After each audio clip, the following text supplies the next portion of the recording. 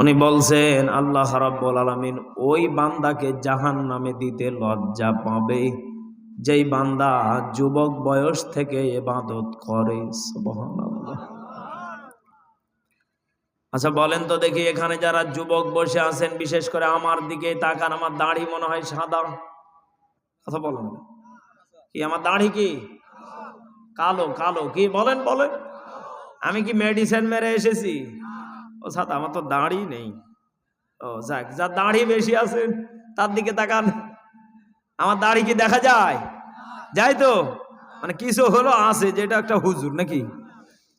আসলে আল্লাহ যদি না দেয় আমি করবো কি বলেন তো? যেটুক দিয়েছে মন খুলে পড়ি আলহামদুলিল্লাহ। আচ্ছা যেহেতু দেখতে পাচ্ছেন, সত্য করে বলেন তো দেখি, আমার দাড়ি সাদা না কালো? আমি মেজবাহ, প্রায় আমার বয়স যখন 8 বছর, আমি তখন থেকে নামাজ পড়ি। কয় বছর? 8 বছর। 8 বছর আগে আমি নামাজ কি জিনিস বুঝতাম না, ইবাদত কি জিনিস, রব কি জিনিস আমি কিছুই জানতাম না। 8 বছর বয়স থেকে মাদ্রাসায় ভর্তি হলাম। আমার লুঙ্গিটাও পর্যন্ত বড় ভাইয়েরা পরিয়ে দিত। আমি ছোট মানুষ, লুঙ্গিটাও পরতে পারতাম না। আমার এখনো মনে আছে, যেই ছেলেটা আমাকে লুঙ্গি পরিয়ে দিত, আমার নামে নাম, ওই ছেলেটা এখন রাজমিস্ত্রি কাজ করে খায়। আবার ওদের গ্রামে আমার শ্বশুর বাড়ি। সুবহানাল্লাহ কইবেন না? আমি যখনই শ্বশুর বাড়িতে যাই তখনই ওকে দেখলে আমার মায়া লেগে যায়। আমার বাবা যখন এসে বলতো মেহেদি কই, ও সঙ্গে সঙ্গে দৌড় মেরে বলতো আঙ্কেল মেজবা ভালো আছে আলহামদুলিল্লাহ বলেন। এত আমার খবর রাখতো। আমার চাইতে হয়তো 3-4 বছরের ছেলেটা বড় হতো। আমার লুঙ্গি পরিয়ে দিত, আমাকে সব কিছু বুঝিয়ে দিত, দেখিয়ে দিত, আমাকে বলে দিত প্রসাব করার পরে এইভাবে ঢিলা নিতে হয়, এইভাবে এইভাবে কাপড় খাঁচতে হয়, এইভাবে পোশাক নেড়ে দিতে হয়। আমি তো মনে পড়ে যায় আমার সেই ছোটবেলার কথা, অতীতের কথা। বলেন তো দেখি, আমি 8 বছর থেকে আমি যখন ইবাদত শুরু করলাম, রবকে চিনা শুরু করলাম, আমি মেসবা যদি রবের প্রতি যদি অটল রেখে, অটল থেকে আমি যদি সাদা দাড়ি পর্যন্ত যদি ইবাদত করতে পারি, রব্বুল আলামিন বলেন ওই বান্দাকে আমি আল্লাহ জাহান্নামে দিতে লজ্জা পাবো। একটু আওয়াজ করে বলেন সুবহানাল্লাহ। এখানে যারা বসে আছেন বলেন তো দেখি, যুবক বয়স থেকে ইবাদত শুরু করেছেন কে কে? কয়েকজন হাতে গোনা। বুঝেন যুবক বয়স থেকে? এই তো, হ্যাঁ মাশাআল্লাহ মাশাআল্লাহ আলহামদুলিল্লাহ বলেন। এখানে কয়েকশো লোক বসে আছেন, হাতে গোনা হয়তো সর্বোচ্চ 10 থেকে 12 জন পাওয়া গেছে। মন খুলে বলেন তো দেখি, বাকিগুলো আমরা যারা পড়ি নাই আমাদের কপাল দামি? বলেন বলেন, দামি? তাহলে আমরা করতেছি কি আর করলাম কি? জীবনে প্রত্যেকটা মানুষের সাকসেসফুল হওয়ার পিছনে কারণ থাকা লাগবে, উপরে ওঠার জন্য চেষ্টা থাকা লাগবে। জান্নাতে যারা যাবে তাদের টার্গেট থাকবে আমার ইবাদত বন্দেগী শুধুমাত্র রবের জন্য হবে। একটু আওয়াজ করে বলেন ঠিক কিনা? জান্নাত চির সুখেরই ঘর, জান্নাত চির সুখেরই ঘর, অগজান্তে যদি তুমি মায়া ঘেরা রঙিন হে পৃথিবী, নয়তো সুখের খনি। ঠিক না? জান্নাতে পাবে তুমি ওরে গেলমান যা চাবে, জান্নাতের সামনে আমার তোমায় স্বাগতম জানাবে। শর্ত একটাই, তোমাকে দিতে হবে কুরবানি। শর্ত একটাই, তোমাকে দিতে হবে কুরবানি। করতে পারো তুমি যদি, করতে পারো তুমি যদি এক আল্লাহর গোলামি, মায়া ঘেরা রঙিন হে পৃথিবী, নয়তো সুখের খনি, ঠিক কিনা? বিশেষ করে এখানে যারা বিবাহিত আছেন মন খুলে বলেন তো দেখি আমরা সুখে আছি? এই কথা বলেন কেন? কি ভয় পাচ্ছেন নাকি? মা বোনদের ওখানে কি প্রজেক্টর আছে? আছে, এই জন্যই তোকে কথা কয় না। না না না, ভয় পাওয়ার কিছুই নাই। মন খুলে বলেন আমরা যারা বিবাহিত মুসিবত কম না বেশি?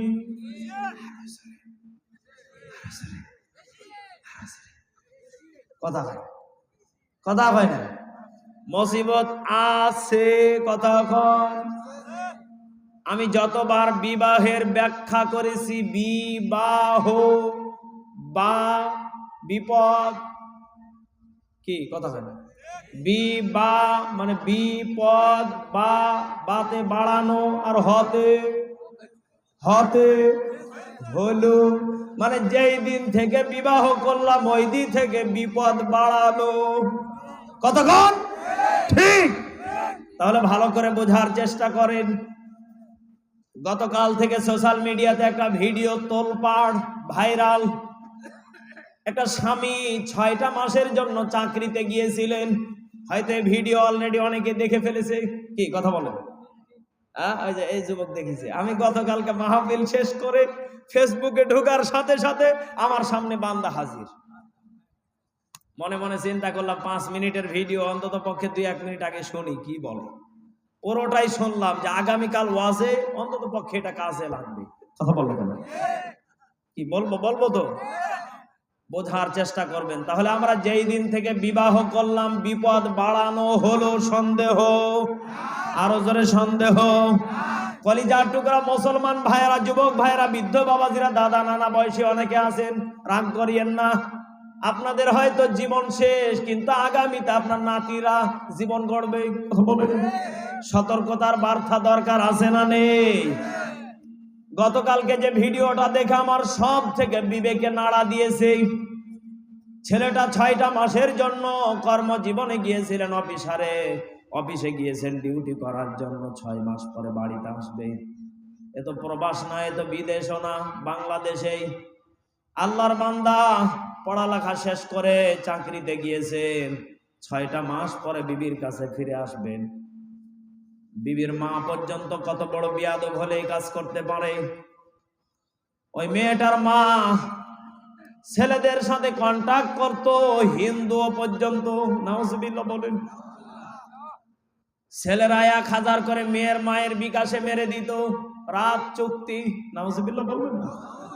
মেয়ের মা বাড়ি পাহারা দিত, আর মেয়েকে ভিতরে ঢুকিয়ে দিত। মেয়ের সাথে পর পুরুষ জেনা বেবিচারে লিপ্ত থাকতো। দিনাজপুরের ঘটনা। ও মুসলমান, একজন মা হয়ে নিজের মেয়েটাকে পর পুরুষের সাথে বিবাহের পরে, আবার এদিকে বাচ্চা আছে একটা, প্রায় 7-8 বছর বয়স হবে। বাচ্চাটাকে মা ঘুমের ওষুধ খাইয়ে দিত, বাচ্চা ঘুমিয়ে যেত। বাচ্চাটাকে এইভাবে রেখে মা পাহারা দিত, আর মেয়েকে দিয়ে অবৈধ কাজ করাতো। বলেন তো দেখি, দুনিয়ার ছোট্ট জীবনে, ছোট্ট জায়গাতে আপনার যে বিবিটাকে আপনি কলিজা দিয়ে ভালোবাসলেন, যে বিবিটাকে অন্তর দিয়ে ভালোবাসলেন, বিবাহের পর থেকে নিয়ে মার জন্য খাবার গোপনে নিয়ে যেতেন না। বরঞ্চ এমনও বউ পাগল কিছু যুবক আছে, পকেটে করে গোপনে বইয়ের জন্য আপেল কমলা, ভালো ভালো খাবারগুলো, ফুচকাগুলো রাতে বউকে নিয়ে যে গোপনে খাওয়াইছে তুলে তুলে। এমনও যুবক ভালোবাসে বউকে, আছে না না? কালকের এই ঘটনা দেখার পরে আমার ক্যামেরাম্যানকে জিজ্ঞাসা করলাম, এই যে দেখো এই ঘটনা। আমার ক্যামেরাম্যান সঙ্গে সঙ্গে বলছে, হুজুর আমি আমার নিজের বউকে আজ 6-7 মাস হলো বিবাহ করেছি, গোপনে আমি কত খাবার নিয়ে যে লুকিয়ে খাওয়ায়, আর এরা কাম করলো কি করে? এত ভালোবাসি, আর আমার বউ না হোক অন্যের বউ তো নাকি করলো কি করে? আমার তো প্রশ্নের জায়গাতে। মানে এ শুরু করেছে আমাদের গুলো আগামীতে। কথা কয় না? এজন্য আমি যুবক ভাইদেরকে বলতে চাই, প্রত্যেকটা মা বাবাকে সচেতন হতে হবে। প্রত্যেকটা মা বাবাকে সচেতন হতে হবে, কারণ আগামীতে এমন কাজ যেন আর ঘরে না ঘটে। বলেন তো দেখি, যেই ছেলের সংসার নষ্ট করলেন, শুধু তাই না, পুরো দেশ পুরো পৃথিবীতে কলঙ্ক ছড়িয়ে গেল। কথা বলেন ঠিক কিনা? কলিজার টুকরা প্রাণ প্রিয় বাবাজিরা, এদেশের কত মুসলমান, এদেশের কত এদেশের কত মা বাবা আছে, দেখেন তো দেখে আমার এই আলোচনার সাথে আজকে মিলে যাবে বাস্তবে। মন খুলে দেখেন, ইন্না শিরকা লা যুলমুন আযীম।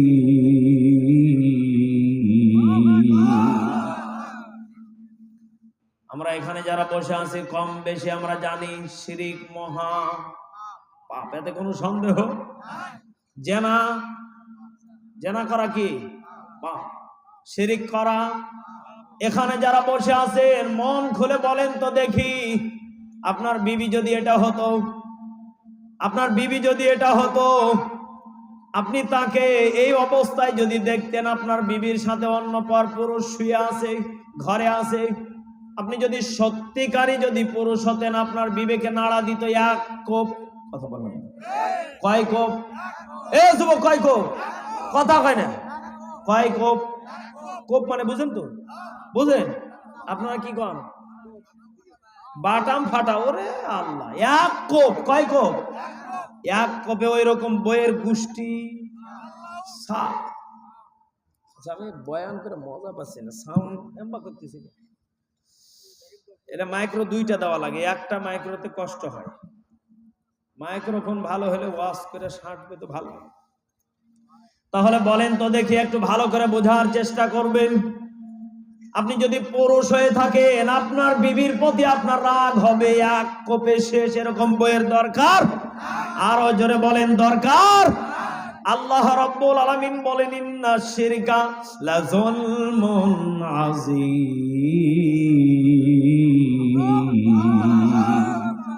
যখন কোন বান্দা শিরিক করে, এদেশের কত দরবারে লেখা থাকে মাজারে সেজদা করা হারাম, অথচ কত বাবার মুরিদ দেখবেন বাবা দরবারে গিয়ে সেজদা করে। এমনও মুরিদ আছে না নেই? আরো শেষ, আরো শেষ। মানে বুঝতেছেন, দুর্বল হয়ে গেছে। আরো কলিজার টুকরা বাবাজিরা, আমি যেই কথা বোঝাতে চাচ্ছি আপনাদেরকে, একটু ভালো করে বোঝার চেষ্টা করবেন। বাংলাদেশের সুনামধন্য জেলা ফরিদপুর কোথায়? বলেন বলেন। ফরিদপুরে দরবারের নাম কি? সবার তো মুখস্থ। আচ্ছা বলেন তো দেখি, ওই দরবারে হাজার হাজার গরু যায়, হাজার হাজার লক্ষ লক্ষ মানুষ যায়, হাজার হাজার হাঁস মুরগি ছাগল যায়। কথা সত্য? আচ্ছা বলেন তো দেখি, আমি যতবার গিয়েছি, 2018 সালে গিয়েছি, 21 সালে গিয়েছি শিক্ষা নেওয়ার জন্য, ওখানে লেখা আছে দরবারে সেজদা করা হারাম। যে মানুষগুলো যাচ্ছে দরবারে ঢুকতেছে, পিছন দিকে ফিরে আসে। একই গো, মনে মনে চিন্তা করলাম, আল্লাহ আমাকেও তো পিছনে আসা লাগবে। মূল রহস্য আমি না জেনে আজকে যাব না। আমি ঢুকবো, আমি সোজা মনে হাঁটা শুরু করব, আমার ভুল তো কেউ ধরবে। কথা বলো, ভুল ধরলে ওখানে খেলা। কথা কন। দরবারে ঢুকে পড়লাম, ঢোকার পরে দেখি সেজদা করা হারাম। 4-5 জন মিলে খালি ঠুকিচ্ছে ঠুকিচ্ছে ঠুকিচ্ছে। কিরে শয়তান, লেখা আছে, প্যান্ট শার্ট টাই পরে আছে, এরপরে খালি ঢকা ঢক খালি মারিচ্ছে, বাবা সন্তান দাও। কি সুবহানাল্লাহ না নাউজুবিল্লাহ? এ আরো জোরে কোন। ওখানে ওই লেখার সাইনবোর্ড বাদ দেন। আপনারা এত দরবারে এত আল্লাহওয়ালা লোক, আপনারা এত কিছু লিখেছেন কষ্ট করে, দরকার নেই।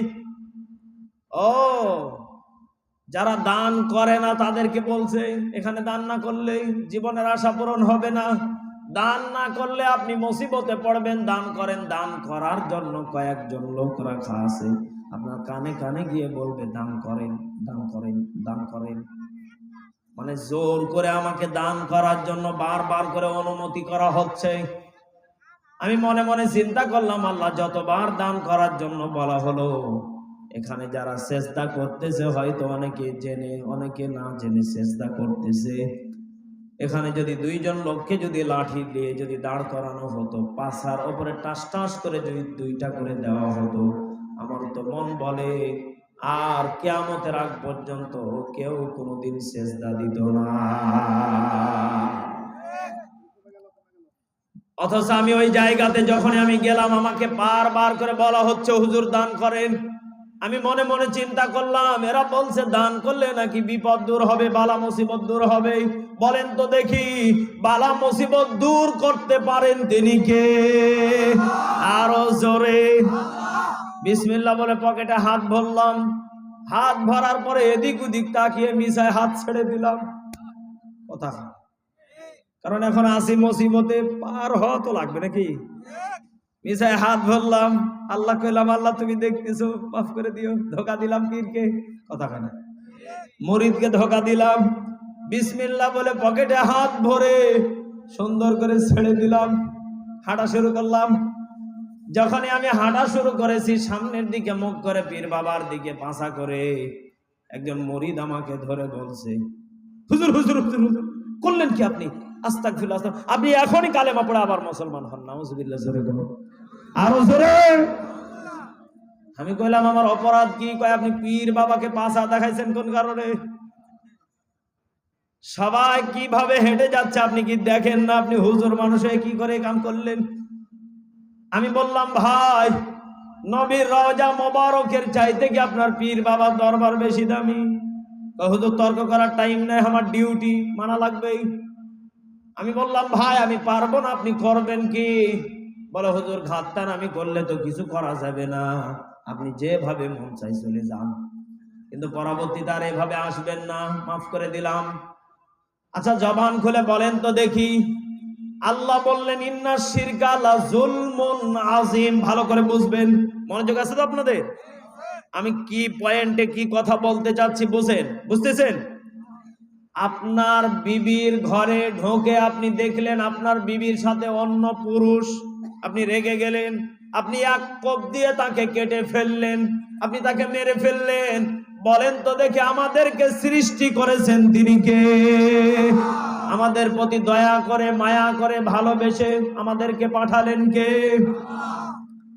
আল্লাহ যদি দেখে আমাকে বাদ দিয়ে বান্দা আর একজনের পায়ে পড়ে বলছে বাবা সন্তান দাও, আল্লাহ খুশি? কথা বল। আল্লাহর তখন মন চাই এক কোপ, কথা বল। আল্লাহর কি মন চাই বলেন বলেন? আল্লাহর তখন মন চাই এক কোপ, কিন্তু আল্লাহ এক জায়গাতে দুর্বল হয়ে যান, বলে দেব। আল্লাহ বলেন আর রহমান আল্লামাল কুরআন খালাকাল ইনসানা আল্লামাহুল বায়ান।